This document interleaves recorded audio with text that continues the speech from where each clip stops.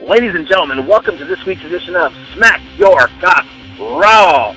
As always, I'm your podcast host with the most, Johnny De La Zerta, joined here by the big black cock himself, Mr. John Steele. John, how you doing today? What's up, son? I am doing great today, and I'm ready to talk some wrestling. Lots to talk about. SummerSlam coming up, so let's do it. Fantastic. And that's what we do here at Smack Your Cock Raw. We are a weekly week in review show. We go over the musings in the WWE by analyzing the two flagship shows in Raw and SmackDown. Then we will take you through what we think is our best and worst feuds of the week, kind of highlight where we believe the WWE is going, all before moving into our predictions for SummerSlam. So let's dive right into it. Mr. Steele, what did you think of this week in the WWE? You know what? I thought that Raw was a little bit uneven for me. However, the first segment and the last segment were the ones that made me say, you know what? I am looking forward to SummerSlam. I am chomping at the bit. I mean, I wanted John Cena and Brock Lesnar to go Monday night. I mean, that's pretty much for WWE mission accomplished, because that's the main event, and they sold me on the main event. Excellent. We'll jump into that in just a minute, but let's get the big news out of the way first. Part of the big news is this week the firing of that filthy perro, Alberto Del Rio. Yeah, Alberto, man. I mean, we've talked about it and how much that you and I both are fans of Del Rio's work, and we've said time and time again he's a workhorse, underappreciated by the WWE.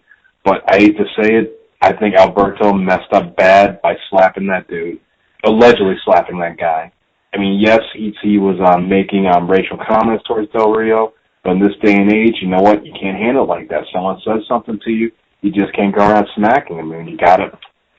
People can call you a bitch or whatever for running to management and telling on people, but at the same time, if Del Rio handled it in a more professional manner, he'd probably still have a job right now.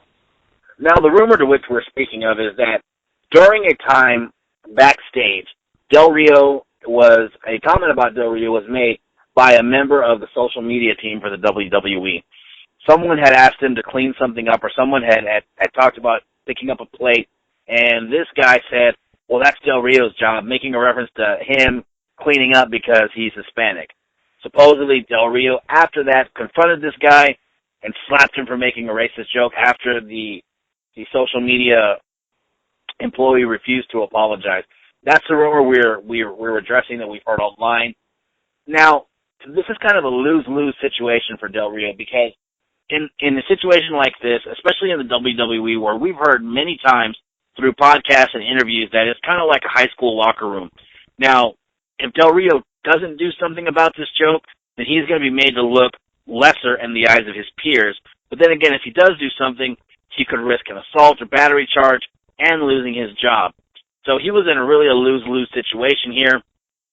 But as you said, there are different ways to handle this. I mean, there are different ways to handle it, and it's more of a bigger thing, because I'm also a fan, obviously, of other sports. And the one sport, it really grinds my gears because of their unwritten code of conduct, or as I like to call it, their bro code, is professional baseball, where if you do something like, well, I'm going to teach you some respect, and start like throwing at guys and having like hard slide, trying to take out dudes' legs and things like that, you know what? It's just unneeded. It's kind of the same thing with, we've all heard the stories of in wrestling of people being hazed in the ring, getting hit a little bit harder, or like Randy Orton crapping in people's bags. I mean, things like that, you know what? They shouldn't be tolerated, and this is the reason why you've got management to deal with stuff like that. Yes, you want to have respect among your peers, but at the same time, too, you know what? You can't sit there and handle things like that internally, because right now we're in an age where people will sue. People will sue, and you'll get in a heck of a lot more trouble than just losing your job. If somebody sues you, especially if they say you beat them up, and next thing you know, you're taxing your earnings, your future earnings, you have liens against your house and your car and everything to pay for court costs. It's just ridiculous. Right, and that's the rumor that's going around the internet as well, is that the employee threatened to sue the WWE if they weren't going to do anything about the battery which took place by Alberto Del Rio. Now, I think that the real loser here are the fans, because the fans are the ones who suffer tonight. Love him or hate him, Del Rio was a workhorse, and he was good at signing up his opponents and putting people over. So, and I've talked about him in the past, and I really love Del Rio as a wrestler. I thought he was great. That persona, the way he wrestled was fantastic. But it's really the fans who lose out. Yeah, I mean, we the fans do really lose out just because one guy, pardon my language, was being an asshole and probably being a racist jerk. But at the end of the day, that guy, if let's say they didn't do anything and Vince basically said, you know what, you guys handle it internally, that guy would just run to a lawyer and started complaining and been the squeaky wheel that gets the oil, and they would have had to deal with it. At that point, it will cost them a heck of a lot more than just Del Rio losing his job. It will cost them potentially the fact, aside from embarrassment of being in a lawsuit because guys are fighting, that's negative press. Of course, there's court costs and lawyer fees and things like that. You just cut it, right or wrong. You just cut Del Rio and you move on.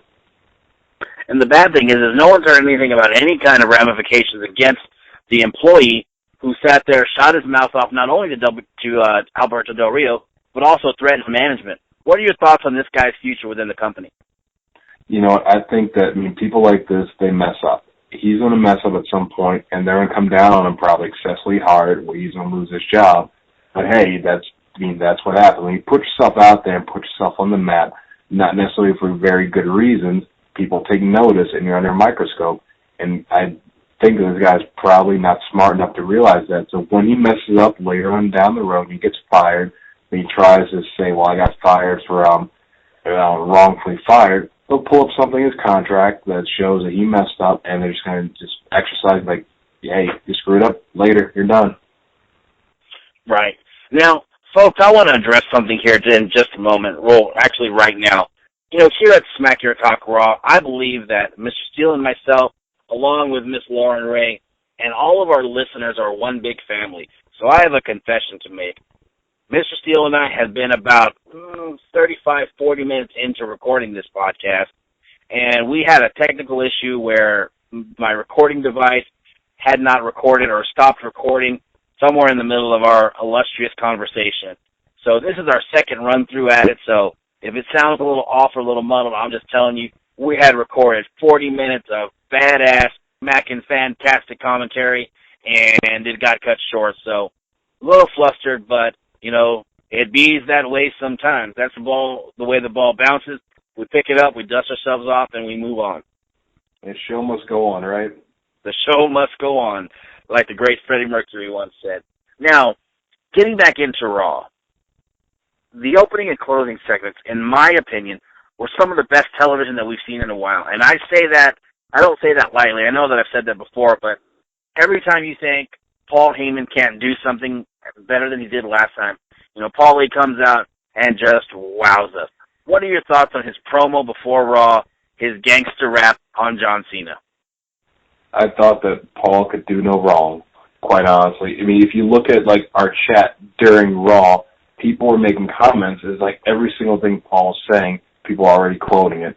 Just everything about it, I mean, we throw around that's so great, brilliant, but no, Paul was brilliant, and that was brilliant stuff. The crowd was way into it. I mean, us online were way into it. Twitter was just exploding. In fact, I even tweeted Paul Heyman, took a picture of his DVD, and I asked if he could be my advocating Jew. I mean, everything that he did just made me just almost foaming at the mouth, ready to see John Cena and Brock Lesnar lock up. And the funny thing is that Brock didn't have to say a word. He just stood there, looked badass, and Paul did everything and just set it up in great fashion. Right. Brock did what he had to do. He stood there. He looked intimidating. He did his own thing. Now, the closing segment of Raw was great TV. I mean, you had, you know, the entire WWE roster coming out to celebrate Hulk Hogan's birthday. Then you had some of the legends come out. You had Piper, you know, and then you had the NWO, which is something that a lot of people look forward to. You know, Hogan ripping his shirt, showing the NWO colors underneath. That was great TV. And then you heard that. What are your thoughts on that segment? Again, another just great segment with Brock coming down, I mean, basically staring down all the legends, disrespecting each and every one of them. I mean, I love the fact that Roddy Piper didn't back down, because that's just Piper's character.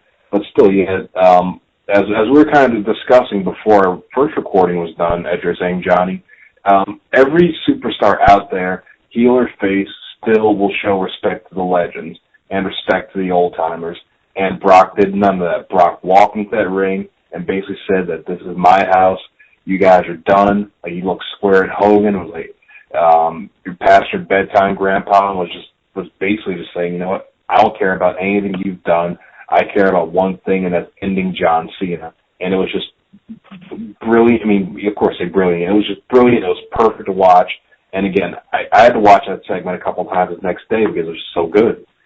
A fantastic piece of television, and that's definitely something that happens. You know, every time that the legends come out, even if, you know, even when, you know, it could be someone that might be more of a heel, when the legends are brought out on TV, especially like with old school Raw, everyone shows respect to the legends. You know, even if they'll do a little smack talking, you know, it's all about having the legends, you know, performing well, superstars coming out, showing their appreciation and respect, and especially for Hogan on his birthday celebration, you know. It was all about nostalgia, the mood was great, and then you had the Beast Incarnate come out. And to him, it was like, I don't care who you are, or what you did for this business. This is my ring. This is my house. Party's over, Grandpa. And that was just such great, awesome heelness. I mean, there's really nothing else I can call it but awesome heelness because, I mean, it worked so well. And just Brock's facial expressions. And if you could see Paul E. in the background, I mean, it was just great television. And what that worked to do is when John Cena made his entrance, you know, even though that crowd was divided, you know, let's go Cena and Cena sucks. When John Cena made his entrance and he ran out, that crowd popped so hard for Cena. And the thoughts going through my head was, you know what? That worked well. That worked so well that it got the crowd behind Cena. Absolutely, because we see it that in some feuds we'll get, I mean, actually most of the things Cena does, it gets a divided crowd, or even a little more people booing him, but very few times you get them all united, and that was one thing, because Brock came out there, and it was supposed to be a celebration, of course, of Hogan, seeing all legends, and people all happy, and here comes Brock just to essentially stamp and trample all over all those things that we like. And now comes Cena, of course. I mean, he is the hero. You call him the hero, Superman, whatever you want to call him. But at the end of the day, the crowd, that's still, I mean, classic stuff. The hero and villain. You still applaud and cheer the hero because he was. Hogan, of course, you know, can't take any physicality from them. Scott Hall probably can't. Kevin Nash, maybe. But everyone in that ring, if Brock even they touched them, they couldn't bump for that. So essentially, Cena comes out to show our frustration, show that we want demand justice for ruining Hulk's celebration. Right, and it didn't help that Cena was also dressed in the Hulkamania colors, and I loved his promo from the beginning of the show. You know, now he gave a little tease of a heel turn, which I don't really think is going to happen. You know, Cena's going to stay heel because that's what's good for business. I mean, he's going to stay face because that's what's good for business, but, you know, that kind of got the crowd behind him a little bit, too, saying that he's willing to do whatever it takes to get to that dark place, to get things done. You know, he teased a little bit of that, you know, taking off of the armbands and, you know, the colors, and that's what he did. When he ran out to that ring, tore his shirt off, got his stuff off, and he was more aggressive. And like it or not, Cena's promos these past few weeks have been fire. They have. It's just like when he was feuding with The Rock. I thought that leading up, especially to The Rock and Cena's first match at WrestleMania, Cena basically just destroyed The Rock with his promos. It's if you put him in the right situation, I think that the promos are just better. I mean, we always joke about him and his poopy pants promos and just the dumb little things he's saying, which a lot of them are there. But at the end of the day, when needed, especially in this case, when this is a big match feel, he just took it to another level with his promo. I mean, this past Monday night, and really the last couple that he's done, even yelling Cena or not, there's so much substance behind what he's saying, and my hat's off to him. He's doing a fantastic job right now. When he wants to light it up, Cena can light it up behind the mic. Now, he might, you know, have those days where he's, you know, Boy Scout, all squeaky clean baby face, but when he needs to get down to it, and like these past few weeks, Cena can light it up, and he's just as good as anybody on the microphone. He is, and it's refreshing to see that just even more intensity and kind of aggression out of him, because it's not like with his millionth time wrestling Randy Orton, or even when he was like feuding with guys like R-Truth or whoever the case is. This is something where it's a real threat, and he knows that all the old jokes and everything, that's not going to hold water. You know what? Brock's not joking. Brock's not out there cutting jokes. Brock's out there to kick his ass. So Cena knows that he better match that or he's done. Right, and the build to the fight hasn't been, and I even call myself saying it, they're saying a fight. It's not a fight, it's a match, but they're building it like it's an MMA fight, and that's what they're saying, the biggest fight of the year. They're building it so well with the vignettes and even the little special on the WWE Network about the build-up to the match, building it up so well to where it almost feels, it has that big super fight feel of an MMA or UFC match. If this was in the UFC, this would be the match of the year. I mean, no doubt, having someone who's a legitimate threat, former world champion in the UFC, and just a beast. I mean, I guess that's why they call him the Beast Incarnate. He's just a massive beast with the girl voice. Going up against the top guy in the company, I mean, this just has that, if this were boxing, this is like Mayweather-Pacquiao, is the way they're building it up, because it has that super fight feel. It does, and also too. We discussed it earlier. I saw commercials earlier today for this match on channels that aren't under the NBC umbrella.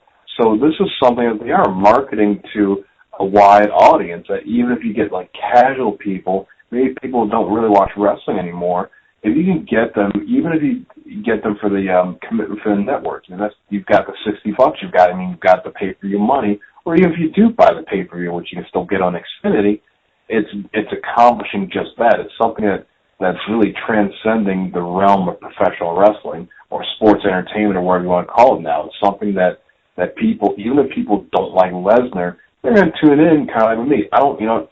I can't stand Floyd Mayweather, but if I knew there was a shot that he might get his ass beat, I'm going to spend the money and watch. Right, and that's the thing is that both of these guys, with Cena and his movie career and the different things that he's done, and Brock Lesnar with his MMA and his professional football time, both of these guys transcend wrestling. They can be bigger than wrestling. That's why it's got so much mainstream appeal. Brock Lesnar is a legitimate badass who took the UFC by storm. John Cena, he's the number one top guy in the company. And, this match, it might be a shit fest. It might be horrible. We might not even get what we want out of the match. However, the build to this match has been exquisite. It is, and again, hats off to WWE Productions because they make these promos. They're just so epic with the colors and the music, and especially I like the workout montages too. That shows. It reminds me of almost watching one of the Rocky movies. Right. Something that just feels so epic in its build that it's almost daring you to find something else to watch at that point. It's like, you have to watch this. No, I agree. And, if this were an actual MMA fight, then, of course, lifting weights and the training, that makes a difference to see if you're training hard enough to get the job done. This is a worked wrestling match, so how hard you train at this point really doesn't make a difference. But they're throwing that in there to make it have that big fight appeal. So, hats off to the WWE. I think it's great. And the card itself is great. We'll get into that later for our SummerSlam prediction. But the card itself is just fantastic. So, moving right along, what else did you think was significant about this week's edition of Raw? Honestly, what I thought was significant was how uneven that it was. They're doing great for the main event, but as far as some of the other matches, though, I'm excited for the matches, but really the next thing that stood out for me for Raw was the match between Jack Swagger and Cesaro, because it just shows me that really should have been, if you're going to have them feud or kind of really just bury or end the whole saga with the Real Americans and those guys, it should have been on a pay-per-view. Once again, they put forth a very good, very quality match, and you know what? We've seen these guys wrestle now 3 times between Raw and SmackDown.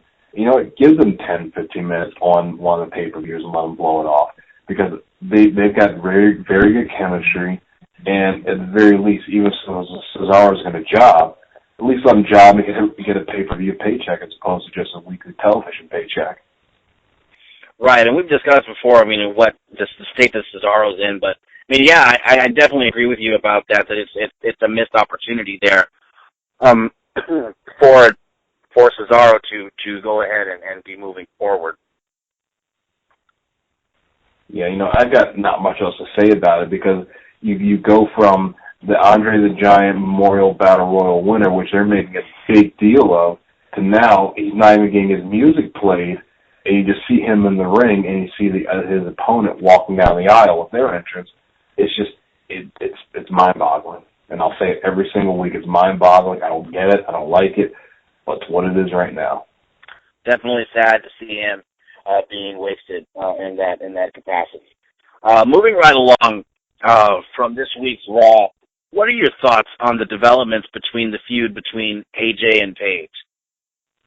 You know what? This actually has a pretty decent build as well too, because I like the fact that Paige is basically with everything she's doing, she's just trolling AJ, and even with AJ losing to Eva Marie, it was just everything Paige did was just trolling, and it sent AJ kind of over the edge because AJ is, been a little bit trollish herself with her character and everything, but not really just kind of just over the edge, super aggressive. We saw with her little beat down of Eva Marie. I mean, she kind of beat the girl's ass, but it's effective because Paige is drawing it out of her, and Paige is doing it without necessarily screaming or being super intense. She's sitting there smiling and essentially almost doing a very heelish version of Bayley's character, which right now I'm just loving Paige getting a chance to do something else except being kind of just a gimmickless face who's out there winning and happy she's there. Right, I think that her talents are best utilized in the way that they're using her now. I was a little bit disappointed. I mean, I'm a big fan of Paige, but I was a little bit disappointed with the way they failed to really push her in the right way when she came in as a babyface. Paige is a great, solid wrestler. She's, her family, she comes from a wrestling family, and I think that they really missed the boat on that. So hopefully they're going to make up for it this time with their match at SummerSlam, because I think that there's so much more that they can do with a Paige and AJ feud. I mean, that could last for months and months and months, and people would eat it up and people would see it because they're finally using Paige the way that she's supposed to be used. They are, and also, I mean, let's be honest, they don't exactly let too many women's feuds go on. It's kind of just the championship feud. So really, Paige and AJ have done properly. If they can atone for the match that they had at the last pay-per-view, that's something, you can have at next couple pay-per-views, then feuding for the belt. Maybe we're not going to put them on the Lita Trish pedestal or anything, at least not yet, but still something that can continue to go and show that the divas are actually committed to just wrestling and not sitting out there being eye candy for 5 minutes. Because again, you look at NXT and the women are waiting to come up to the main roster. So I think if Paige and AJ can at least have another decent showing, then that the future is going to be bright for the rest of the ladies of the WWE and NXT. Definitely agree with you there, my friend. Definitely agree with you there. Now, I want to touch on something that we spoke about a little bit earlier, where you brought up the match with Jack Swagger and Cesaro. What are your thoughts on the continuing feud between Jack Swagger and Rusev? I've cooled off on this a little bit. I mean, I want to see their match, but I think my fear is what are you going to do with these guys after that? I don't know where, because I'm going to go ahead and say I think Rusev wins on Sunday. Maybe even if it's not necessarily in a clean way, which again I don't even know how a flag match works. If somebody out there knows, please hit me up on Facebook so I don't have to Google it. But either way, let's say Rusev wins. I assume he's going to go after. At least I think the heelish way to do it is have him go after the U.S. title next, have a Russian holding the U.S. title. So, I mean, Rusev probably has his path set. I'm wondering what you're going to do with Jack Swagger, because it seems like Jack Swagger, Rusev, Swagger was turned face for this feud. And after this, what do you do with him? And I'm just a little bit confused and just hoping we can find something good for Swagger to do, because the guy's got talent, and he's clearly atoned for his little smoky mistake they made a couple of years ago. So right. What do you do with him now? Right, and that's kind of my concern, which is what I wanted to touch on, is these two guys. I mean, and this feud, I mean, I'm fully with you. I really enjoyed this in the beginning. It had that good old-timey feel to it, had that old us versus them. kind of nature of the feud. But as the more I sit and think about it, is if this is really over, if this is going to be the conclusion of their feud with each other, what happens next? I mean, let's assume that Rusev goes over because they've been building him up. What happens next for Jack Swagger? I mean, this is finally a chance for them to use him. And yes, great, he's involved in a feud, but does he just fall back by the wayside? I mean, what happens to Jack Swagger after this? And you know what? I really don't know, because this is a time where, even though I am behind them putting the belts together, I mean, unified champion, Swagger, I think, is in a position where you could have him in, say, like a world title feud. Maybe you still have a heavyweight championship, have him feuding for the secondary one. And that's what you kind of do with it, because, I mean, the IC belt, I don't really see it leaving kind of the Miz Dolph Ziggler realm for a while. And with the U.S. title, even if you have a foil for him to go after that, it's probably Rusev at this point. There's no reason to have a Swagger Sheamus match, at least with them both being faces right now. So it's just, I'm just worried that after this, Swagger is going to go back to main event and superstars matches exclusively. Right, and that would be a shame, because that's definitely a talented guy right there. Needs work on the mic, but definitely has some talent. So, as we continue on, I wanted to ask you something. You know, we touched on this last week about the little bit of a rub that's been given to Heath Slater. What are your thoughts on his match this past week? You know what I say with Heath Slater is just another. I'm just happy the guy's on TV and the guy's actually winning and not jobbing. So whether or not his matches are being won by countout, which of course happened now, a fluke pin, I'm just happy for the guy, because it feels like the little guy's finally taking something. And even with him being a little heelish to Dolph at the end of his match, still, we're going to get more Slater on TV, and Slater probably winning his fluky matches. Right. Now, with that match, well, let's go into that a little bit deeper. You know, yes, he got the win via countout. What are your thoughts on what happened right after the match? You know what? I guess that match is more, I think, to further the feud of Dolph and the Miz more than anything else. So I see that's going on. For Slater, as I've said before, I think it's more of him just being rewarded for being a good soldier and being solid with 3MB and jobbing every single week. So with Slater, I think that he's on the periphery, he's kind of getting rewarded. But as far as him and his character, it's just that's what we're going to build, is him just kind of winning these little fluke fashions, and they keep him and Titus together. Maybe something happens where they win the tag belt in the same way. Sure, definitely. Now, with the feud, this is a good way to get into the feud between The Miz and Dolph Ziggler. Well, Ziggler's actions post-match on Raw, what does that say to you about what they're planning to do with Ziggler's character moving forward? Well, you know what? I think with Ziggler's character, I hate to say it, I think just throwing things against the wall to what's going to catch. Because the guy is over, but I think that in a way, management, of course, these management conspiracy theories, they're a little bit upset that he's over organically, even though they've done their best to job him out. So I think that they're just kind of looking to see what maybe sticks, so they feel comfortable pushing and moving forward with Dolph Ziggler. Right. That's good. Yeah, Dolph Ziggler has been over for some time, but do you feel like maybe at this point his ability to be over with the crowd is kind of diminishing a little bit? You know what? I don't think it's really diminishing so much the fact that as long as you kind of keep him in a place where people are still cheering for him, and even a little bit of an underdog with, let's say he loses to Miz, or the Miz somehow cheats to win, keep the belt. There's little things where people are still kind of behind them. Because I think with Dolph, unfortunately, if he wins the belt again, then at that point, like, where do you go? Because with the unified titles, I don't see him contending for it anytime soon. I see him, unfortunately, as being a mid-card champion. So you keep him chasing the belt, and even if you bring out the former dance partners of Fandango or something, there's little things to kind of keep him there where people can kind of pop for him, but you don't put him in a situation where he's just going to kind of fall flat. Right. No, I definitely agree with you there.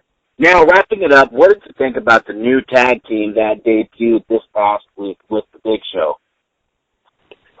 you know what, I think it was kind of a nice thing to put out there because you want to give, I mean, the Big Show's coming back from shooting a movie, and, you know, honestly, I thought the Big Show looked good. I thought the Big Show looked like he dropped some weight and looked a little bit leaner than he has in the past.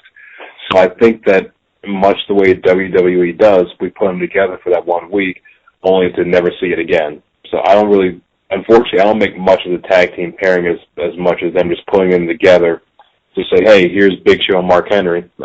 Remember, these guys are still on the roster. Right. Do you think there's anything about that might, transition beyond this week, or that's just a one-time deal?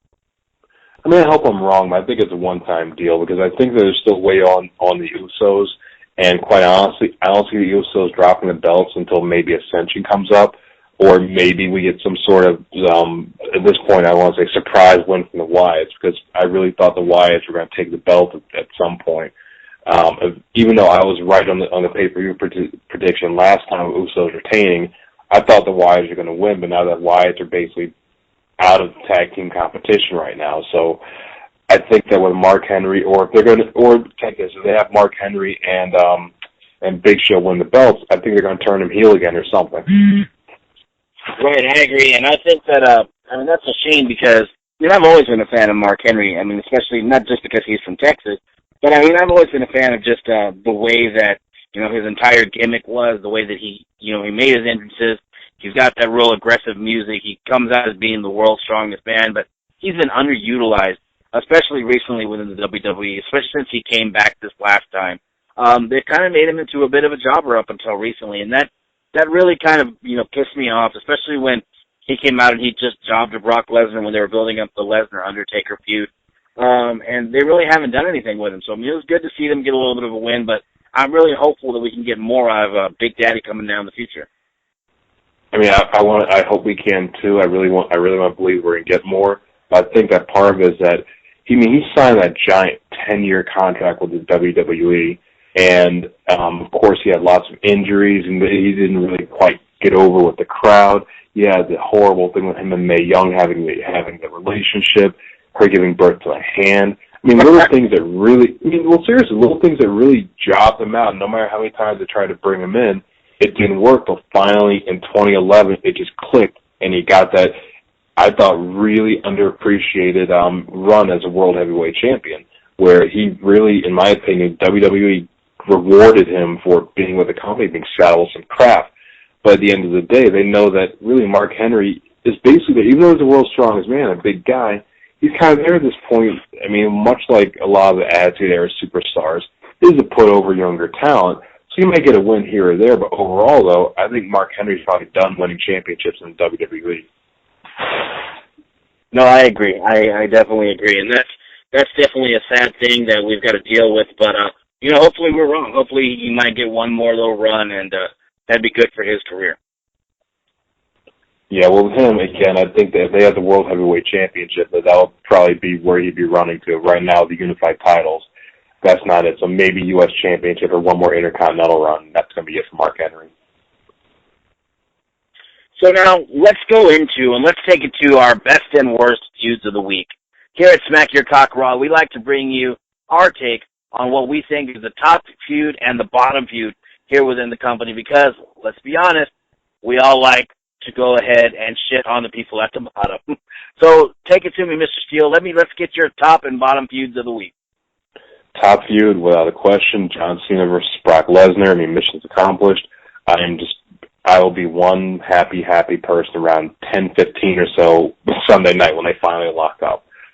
Worst feud, you know what? It was one of my best feuds a couple weeks ago. Worst feud now is Stephanie versus Brie Bella, because I thought the whole thing with the therapist and Daniel Bryan allegedly cheating on her, even though the end game was to get Stephanie, get a little revenge on Brie and having get Brie arrested, the affair angle or secret lover angle, whatever you want to call it, is just so played out.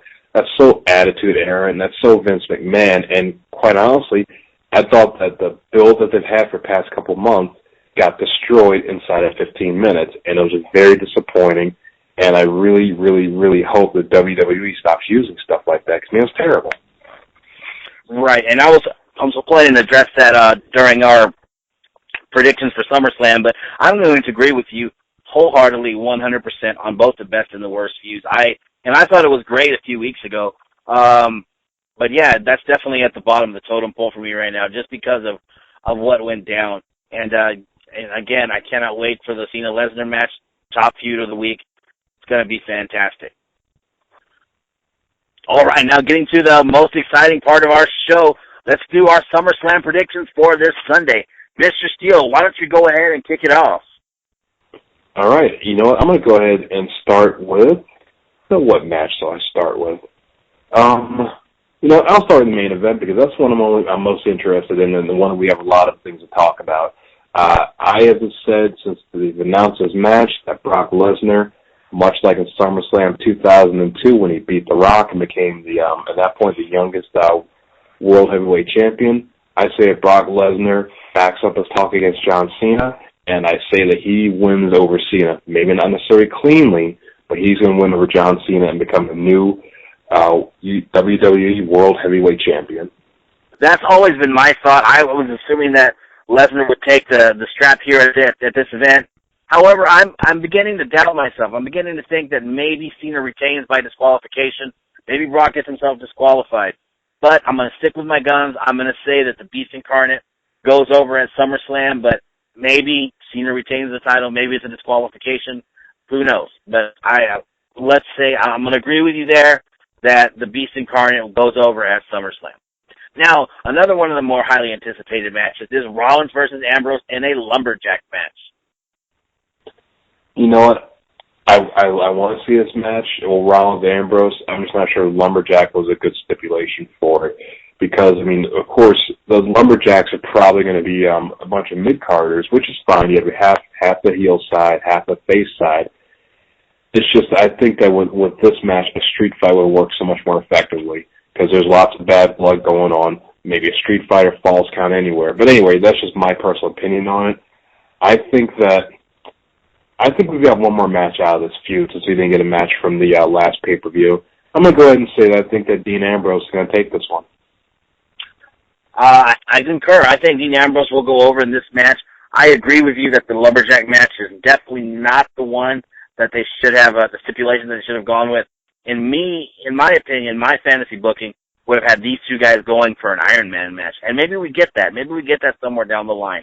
But I think an Iron Man match between these two guys would have been great television. They're both high-octane performers. I think that a lumberjack match really kind of defeats and takes away some of the things that would make this feud spectacular. You would want to see Seth Rollins, jump through the ropes and, or go over the top rope and go out to the mat. There's a lot of things that we could see, and you could still see that, but I think that the lumberjacks really kind of deter from this being a great match. It kind of makes it a little more limited, and it takes away some of the moveset, some of the dynamic that makes these two who they are and makes these two the top performers that they are, is that having all those extra wrestlers around the ring will kind of diminish that. You know what? You're right. I think it will, and also, quite honestly, Dean Ambrose isn't, at least in my opinion, I like him, but I don't think he's the most gifted technical wrestler out there. And I think that when you add a little bit of a hardcore element, or a little bit of a crazy, unpredictable element, which fits with his character, that can kind of hide some of the deficiencies as far as the technical aspect. If you're looking for a more technical match, when I think a lumberjack match can lend itself to, because you're limited to being in the ring, that this just isn't the best way to showcase what Ambrose is bringing to the table right now. Right. Agreed. So now, another match that people have been talking about, and we just spoke about earlier, is AJ Lee versus Paige for the Divas Championship. I'm really torn on this because I think it's a little bit of a toss-up. I honestly would almost just flip a coin because I have reasons why I think Paige is going to win. I have reasons why I think AJ is going to win. But either way, I don't think this feud is over, and I think Paige deserves another shot as the Divas Champion. So I'll go with Paige. Again, I think that the feud is not over as well, and the way to keep this feud going is by giving the strap to Paige. I think that if AJ Lee wins twice in a row, it would not make too much sense to continue to have her feuding with Paige.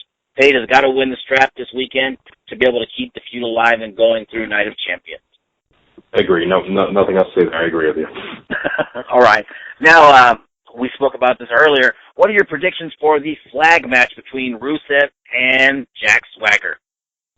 You know what? I think it would hurt Rusev way more losing than it would help Jack Swagger winning. So that's why I say Rusev wins, and I predict that he will next be targeting Sheamus for the United States Championship.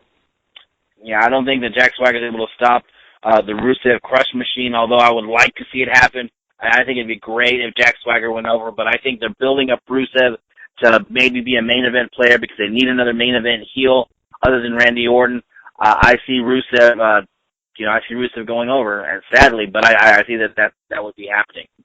Another really hyped up match on the card is Randy Orton versus King Roman Reigns.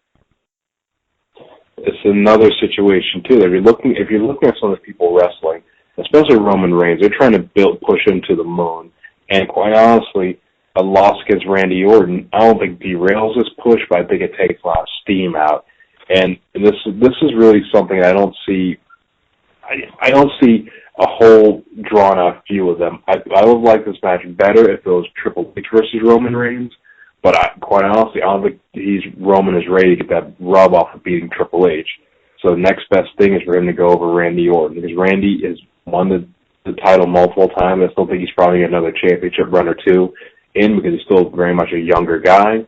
But at this point, it's Roman's world, and he's going to take down the Viper. And I said King Roman Reigns, as that's what's been going around about him a lot, and this is definitely his time. I don't see this ending any other way than him going over Randy Orton. It was believed earlier, and I believed as well, that he would be facing Triple H at SummerSlam. But now that I see him facing Randy Orton, I think that this works and makes sense to go ahead and give him that rub off of Randy Orton. You're right. I don't think that he is ready to face the game. However, I do see a match between the two of them, maybe a Night of Champions. I see a match between the two of them before Royal Rumble, to go ahead and put him up in that upper echelon, to make it seem that this is his time, that he's on a runaway train headed straight for Brock Lesnar at WrestleMania 31. Yeah, that seems to be the end game a lot of people are already predicting for WrestleMania, especially if you have the title on Brock, which, a little bit of a tangent. Paul Heyman has said that one of the things with champions is that the fact that you've got 12 pay-per-views out of the month, that devalues the championship. You put the strap on a guy like Brock, who's only going to be around a few times a month, or a few times every couple months, that makes a championship mean a little bit something more, because when he defends it, it's going to be an event. So, again, my prediction, when Brock wins on Sunday, he can basically hold the belt until WrestleMania when he goes against maybe Roman Reigns. And then you've got just another fight of the century about to happen. Right. Now, as we move on, and this was a match that definitely went down on my list, and I saved it towards the end because I really don't like where this feud went. It had no reason to go this avenue, and that's Stephanie McMahon versus Brie Bella. Yeah, everything was great up until Raw's past Monday night, and it basically made me have the reservation I had when we figured this match was going to happen a few weeks ago. So at this point, obviously, we're looking to see Brie get her comeuppance on Stephanie. Maybe we might get what people are thinking of a possible Nikki Bella heel turn, but I honestly hate to say I don't care, but I really don't care. I'm going to watch it, but you know what? I'll say that Brie wins. Or actually, no, I take that back. I say Stephanie wins with the assistance of Nikki Bella. I'm going to say that Brie goes over in this match, simply because that they're putting too much on this for it to happen any other way. I think that Brie would go over in this. But I save this one towards the end because I wanted to talk about and comment about what they're doing in this feud. And my comment is, what the hell is going on? It's simple that you get, this has Vince's fingerprints all over it. The cheating spouse angle, adding in some unknown woman to tear everything apart, and quite honestly, it's played out. It's old. They had a good thing going, the intensity, like when Stephanie pedigreed Brie Bella a couple weeks ago, and also Nikki Bella. That just works so well. And also the fact that the Authority essentially punishing Nikki Bella when Brie quit.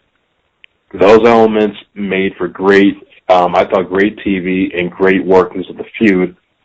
And then you bring out Claire Lynch from TNA, and yes, WWE copying TNA, if you want to say that. But it didn't work. It fell flat. And as soon as Stephanie mentioned the therapist, everyone already knew where it was going to go, and it was just painful. That segment was painful to watch. It was painful to be a part of, and quite honestly, it killed the momentum for this match. I mean, completely destroyed it, and now this is going to be everyone's bathroom break.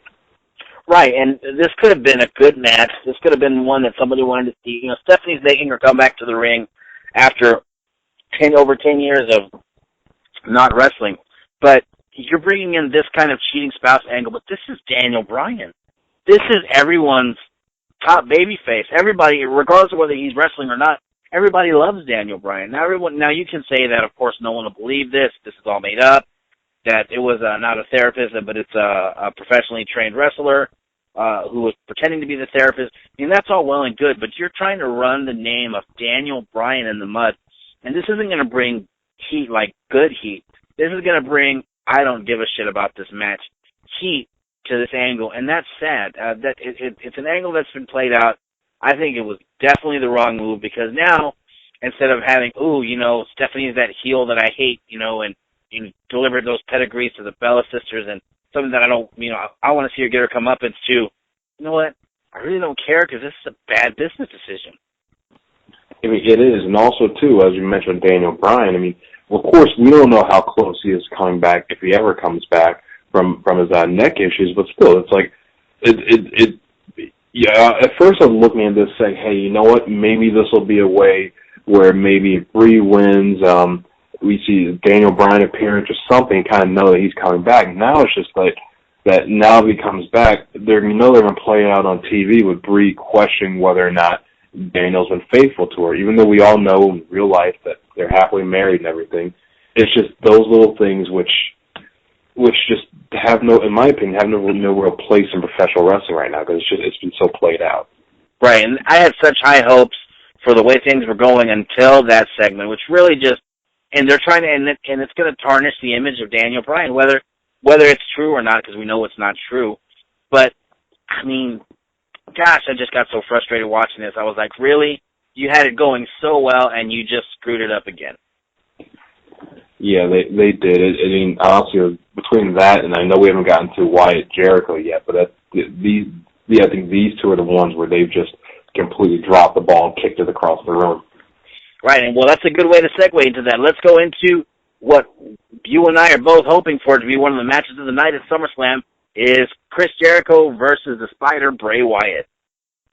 You know what? I was looking for, when Bray challenged Chris Jericho a couple months ago, so looking forward, because we knew that this was going to be a SummerSlam match. But now it's just that the build for it, and I know Lauren mentioned it last week too, it's just I've got reservations about this whole match. The build just wasn't very good, and I didn't really like their segment this past Monday night. But with all that being said, these guys are gamers. They bring it when they need to bring it. I'm confident that they will, and I'm confident that Bray Wyatt gets the win and gets the rub that he needs going over a top babyface this Sunday. Right. The segment on Monday was like, I don't know if you've seen it on HBO. There's a face-off or a face-to-face on HBO with Max Kellerman, where they sit both boxers down just like that, and they talk in that fashion, face-to-face about the match coming up, and they kind of smack talk a little bit. So I'm guessing they're trying to play it off as something like that, or more like when UFC fighters will do that kind of interview. But you know what? That segment would have worked with Cena and Brock. That segment does not work as effectively with Bray Wyatt and Chris Jericho, because there's supposed to be an aura of mystery around Bray Wyatt. Yeah, there is, and Bray Wyatt's not going to just come down and sit down and just play nice for the cameras and everything. No, that more works with them in the ring trading promos via the Titantron, not sitting in a room. Even though I will say I do like the fact that Jericho was in his suit and brought back a little bit of the Chris Jericho we saw circa 2011, 2012, when he dropped the Y2J thing and was wearing the suits and everything, and the very low monotone promo. So you got a little bit of that, which I've always liked as far as the evolution of Chris Jericho's character. But overall, I thought the segment on Monday just fell flat for me. Right, I agree. And, props to Jericho for wearing the suit, but I think that was a good segment, but with the wrong two wrestlers. And that kind of defeats the purpose of what we were built up to see Bray Wyatt as, the guy from the swamps who, has his family, and they're supposed to be not necessarily murderous, but, real aggressive, real mysterious. They come out with the lights off, and he makes his own promos with his own lantern, and you don't see a guy like that coming and sitting down and playing nice, because Bray Wyatt's supposed to be a loose cannon, a runaway train, chaos in a bottle. And you can't take chaos and sit him in a room like that, because when Bray Wyatt comes to the ring, he's supposed to be chaos unleashed.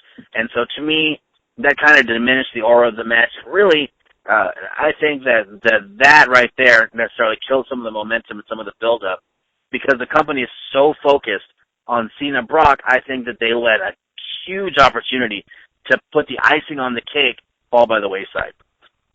They did, because that could have been between, if you look at like the Orton match or the Dean Ambrose, Seth Rollins match, it's hard to, you also have to slot them, but that could have been one that you put right in the middle of the show that would have just stolen it. And now I think that more or less people aren't feeling the feud. So the pressure is really on these two wrestlers to come out and show that this deserves to be there, and it deserves essentially a lot more attention than it's getting right now.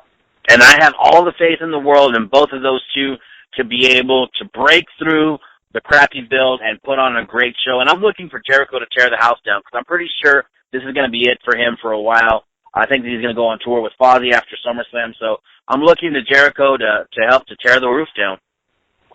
Here's hoping, man. Here's hoping. Again, these are two of my favorites, so I really want to see something special on this Sunday. And now it's time for our Sexy Cock segment of the week with the cock queen herself, Miss Lauren Ray. Lauren, how are you doing this evening? Not too bad. Got NXT up. I see it's kind of starting already, and they're kind of going over Prince Pretty and Adrian Neville. So I'm wondering if Tyler Breeze is actually going to get that title tonight. It very well could happen. The Sexy Cock segment of the week, for those of you who are joining us for the first time, is Lauren Ray's opportunity to spill her mind. We get the female perspective on all things happening in the WWE. So, Lauren, what do you want to talk about tonight? Truth be told, I'm a little thrown off right now with what's going on between Brie and Steph. That was a really great angle. They had some good story going, and then it's like Vince McMahon and Vince Russo just got together and had a bastard baby.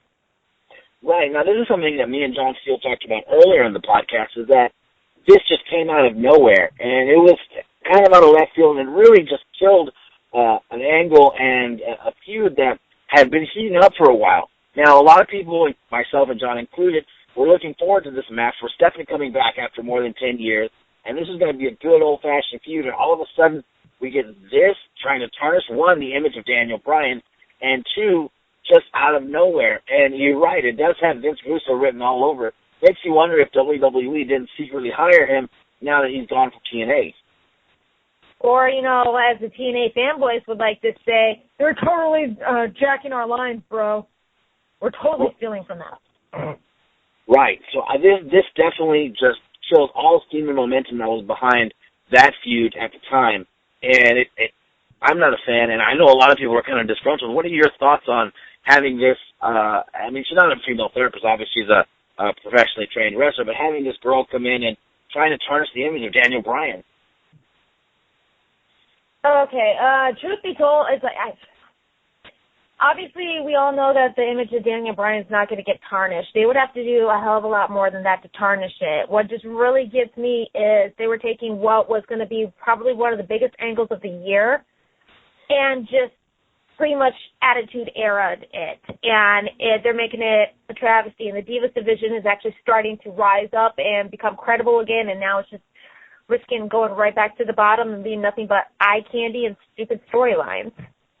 Right, and this storyline has been done to death over and over again. It's nothing new, and it's just a last-minute attempt to try to gain some momentum that really just killed everything that this angle had. Yeah, that ending last week on Raw with Steph executing that pedigree on both the Bellas, and that pedigree may have actually been better than Triple H's. It was brilliant, and right. They just barely had to touch on it to keep it going. And no, instead it's I don't even know what the hell this was. I was thoroughly disappointed. Right, I mean, it was a way for her to kind of turn the tables on Brie Bella and get her arrested, but that could have been done so many other ways instead of this stupid, recycled, regurgitated Attitude Era crap. Yeah, exactly. It's like you want to do the eye for an eye stuff, that's great, but you really have to do the I'm having an affair, wah. No, they could have gotten a little better than that. So it seems this week the female perspective pretty much matches up with the male perspective that everybody thinks this line is shit. Lauren, what are your thoughts going into SummerSlam? Let's see. Lumberjack, I was a little iffy. I'm kind of sold on it now. Brie and Steph got a lot to come back from after this Monday night. And, of course, we're all looking forward to seeing Cena get his butt whooped. Right, the ass whooping of the century, as it's been going around online. Yep, pretty much. All right, and that is the Sexy Cock segment of the week. Lauren Ray, thank you. We'll see you next week. See you next week. Fantastic. So, with all that said, I'm looking forward to SummerSlam more than I've looked forward to a pay-per-view in a long time. This SummerSlam in particular, I'm definitely looking forward to more than last year's. So here's hoping, man. Let's hope that we have a great event this Sunday. Mr. Steele, you got anything else for him? No, that's it, man. Enjoy wrestling, and you know what? It's on Sappy. Just enjoy life this week, man. Lots of terrible things going on in the world, so sit back, hug your family, and make somebody smile today. Fantastic, man. And so let's enjoy SummerSlam. Let's enjoy our escape. Let's get out there, have a good time, drink a couple, laugh a bit, love a lot, and we'll see you next week with the results. For the Big Black Cock himself, I'm your podcast host with the most, saying we'll see you next week.